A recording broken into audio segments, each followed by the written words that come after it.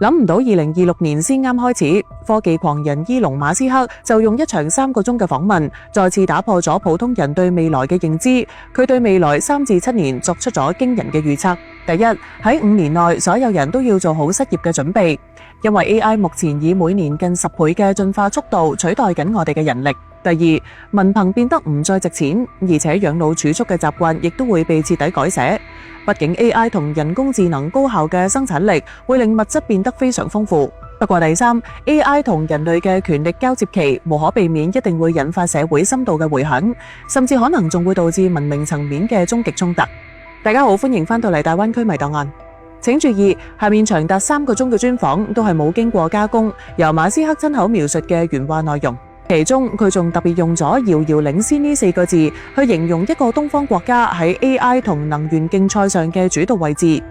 喺專訪入邊，馬斯克開始就講咗一句：我哋而家已經企咗喺 AI 時代嘅轉折點入邊。佢所俾出嘅判斷係，真正意義上嘅通用人工智能 AGI 會喺2026年全線實現。到咗4年之後嘅2030年，全球 AI 嘅整體智能總量將會超過全人類歷史上所有人嘅總和。言下之意，亦即係幾乎所有唔需要喐手操作嘅白領工作，例如金融分析、市場營銷、法律文書、會計審計、行政文員、平面設計、基礎編程，甚至係傳統嘅教育行業等等，喺技術上都已經可以被取代。而且以上提及到嘅事項都已經正在進行緊。更可怕嘅係 AI 嘅成長根本同我哋碳基生命完全唔同。通俗嚟講，佢係一個全能學霸，可以喺軟件、硬件、機械3大領域入邊同步進化，將每一科成績都拉到最滿，唔似我哋有優劣之分。所以喺咁嘅情況下， AI 嘅優勢就如同一個熱帶雨林共生系統，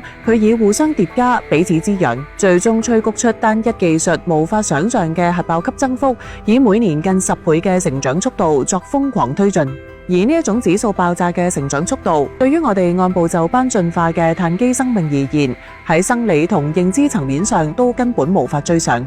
所以馬斯克嘅原話係指，人類並唔係終點，我哋更加似係數字超級智能出現之前嘅生物引導程式，只係一種過渡形態。咁講完 AGI， 佢就將話題轉移到能源同算力度。佢話能源就係未來世界嘅命脈，得佢者得天下。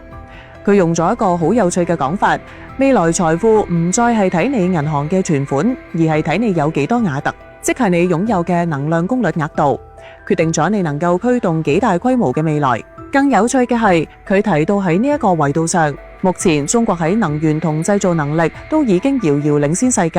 佢判斷正正係因為呢一種發電能力、基建能力同工業體系嘅全面領先，中國喺 AI 算力競賽入邊就擁有天然優勢。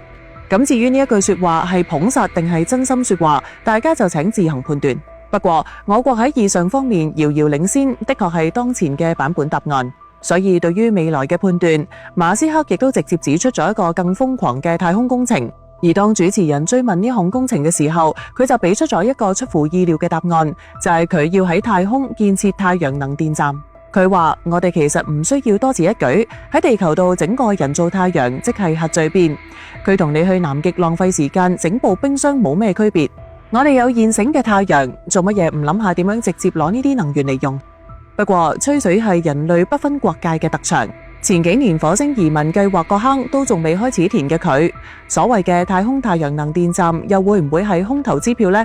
佢應該點樣去實行？對此，馬斯克嘅未來藍圖係咁講嘅。佢將會利用自己旗下嘅 SpaceX 超級運載系統去實行呢項太空工程，目標係通過每年太空貨運，將100萬噸基建物資送上近地軌道，之後由 AI 主導並全程協調，喺太空入邊實現自動化建造巨型太陽能電站陣列，並將收集到嘅太空太陽能以無線傳輸方式高效傳回地球。當然，要實行呢項太空工程， SpaceX 日漸成熟嘅低成本火箭回收技術，的確係實現呢一個宏偉藍圖不可或缺嘅關鍵前提。但馬斯克嘅顛覆性演講仲未結束，跟住佢所描述嘅 Optimus 擎天柱機器人話題，亦都係今次訪問入邊最具衝擊力，對我哋人類自身價值同未來職業嘅一項重大提示。佢話3年之內 Optimus 擎天柱機器人喺外科手術上嘅綜合水平會超越世界上最頂級嘅真人類外科醫生，而喺5年之內呢一種能力將壓倒性領先全人類，而且數量會開始爆炸式增長。佢俾出嘅判斷係，到咗2040年前後，全球機器人最保守估計嘅數量將會達到100億台。所以一旦機器人能夠參與自我製造，任何產品同服務嘅成本都將會被壓縮喺原材料同電費入邊。譬如好似物流、服務、護理、製造，所有體力勞動都會被系統性接管。成個世界亦將會進入一種人類歷史上從未出現過嘅物質極度充裕狀態。但呢個過程會好痛苦。佢講，未來3到7年會係一個地獄級別嘅過渡期。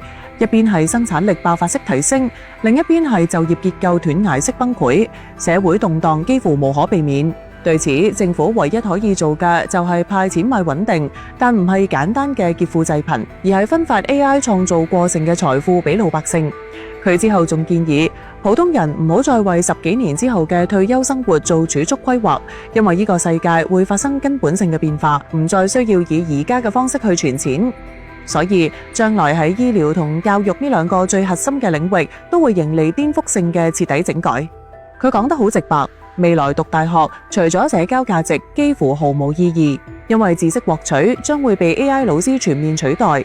且係嗰種10項全能嘅超級導師。另外喺醫療方面，人口大國將會迎嚟春天。佢預測喺5年之內，任何一個普通人都能夠獲得更好嘅醫療護理，譬如 AI 診斷同機械人外科手術，會令頂級醫療實現真正嘅全球民主化，徹底解決社會民生問題。佢甚至認為衰老本身並唔係一個哲學問題，而係一個工程學問題，而且已經接近被解決，